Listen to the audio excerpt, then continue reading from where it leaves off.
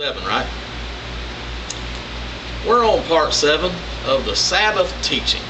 My name is Joey Heflin with Light of Yeshua Ministries. That is lightofyeshua.com. If you have any questions, come to the website and see us.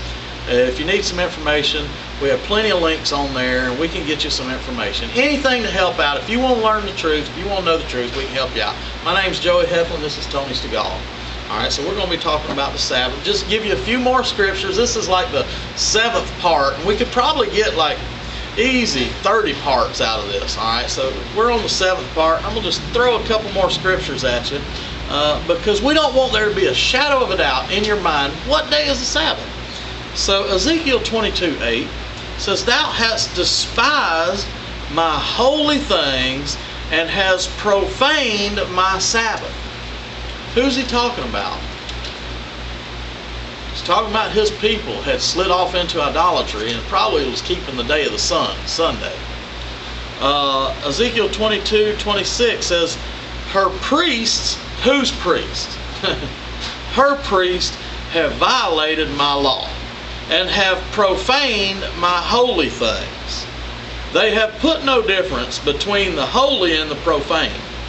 Neither have they showed difference between the unclean and the clean," that's a later teaching, "and have hid their eyes from my Sabbaths, and I am profaned among them." What I want to point out here is it starts off with saying, her priests.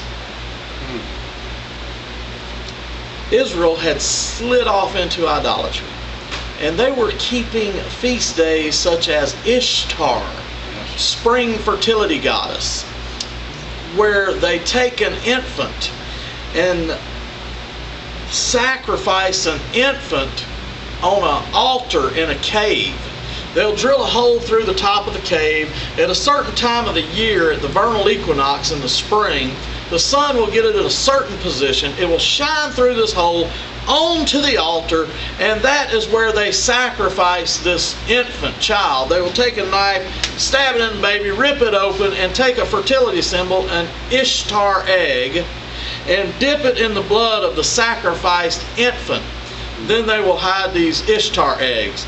They will also catch this blood coming off the altar. They have a little channel that comes down, and you can watch this on the History Channel or search it out in books, mythology books, all that kind of stuff, but it's a real thing.